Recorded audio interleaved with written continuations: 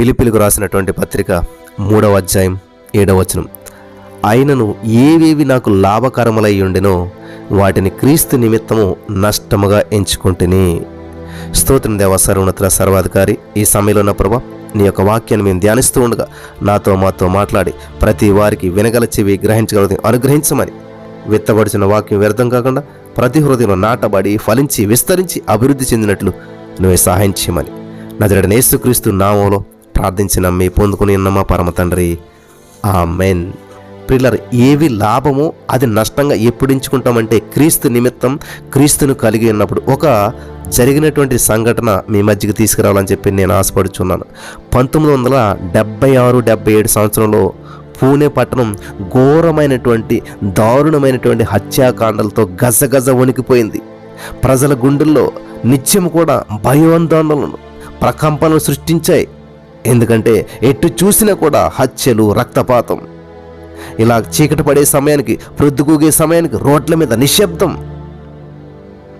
ఎందుకంటే దీనికి కారణం చీకట్లో తిరిగే దెయ్యాలు, భూతాలో కాదు కానీ ఇంటింటా కూడా చొరబడి ఇల్లంతా కూడా దోసుకుని వెళ్తూ అడ్డు వచ్చినటువంటి ప్రతి వారిని కూడా నిర్దాక్షిణ్యంగా నరికి పారేస్తున్నటువంటి కరుడుగట్టినటువంటి 6 సభ్యుల దొంగల ముఠ దీని అంతటికీ కారణం. ఒక్కసారిగా పోలీసు వర్గాల్లో దుమారం రేగింది.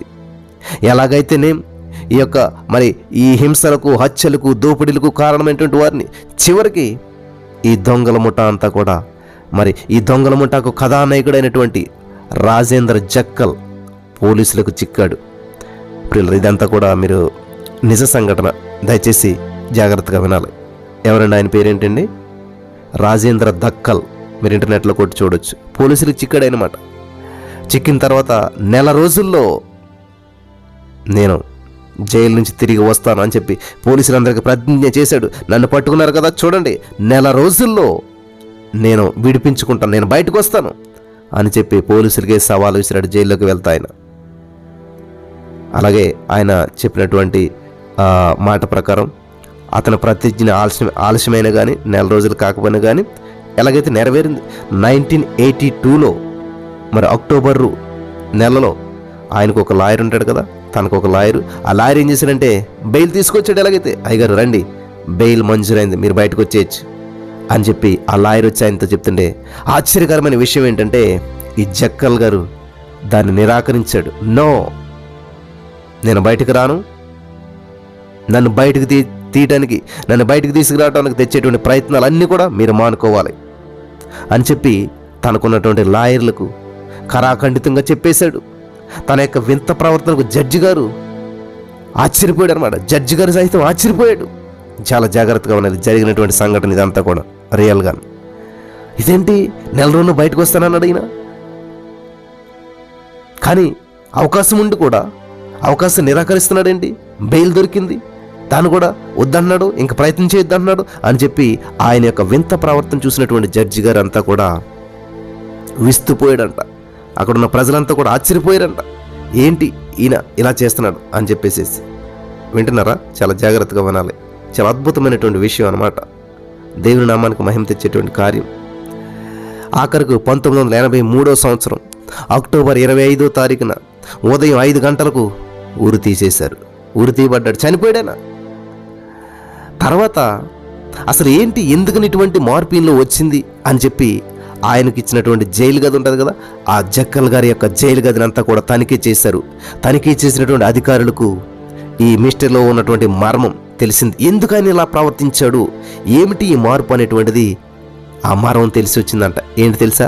ఆ జక్కల్ గారి జైల్లో, ఆ జైలు గదిలో ఒక ఉత్తరం దొరికిందంట. ఆ ఉత్తరంలో ఇలా రాసిన్నదంట. తేదీ ఎన్నో తేదీ తెలుసా? 23వ తారీఖు 9వ నెల 1982 సంవత్సరంలో రాయబడినటువంటి ఉత్తరం ఇలా ఉన్నదంట. నేను ఆయన రాసిన ఉత్తరాన్ని ఆయన రాసినట్టుగానే చదువుతూ ఉన్నాను. జాగ్రత్తగా ఉన్నాడు.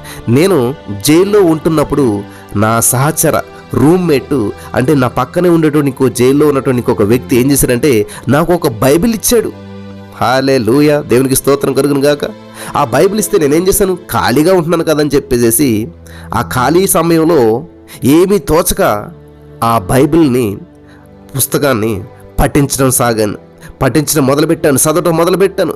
అలా చదువుతున్నటువంటి మరి కొద్దీ, ఆ చదివే కొద్దీ కాలక్షేపం కోసం ప్రారంభించినటువంటి ఈ నా దినచర్య కొన్ని రోజుల్లోనే నా జీవిత పందాను తలకిందులు చేసింది.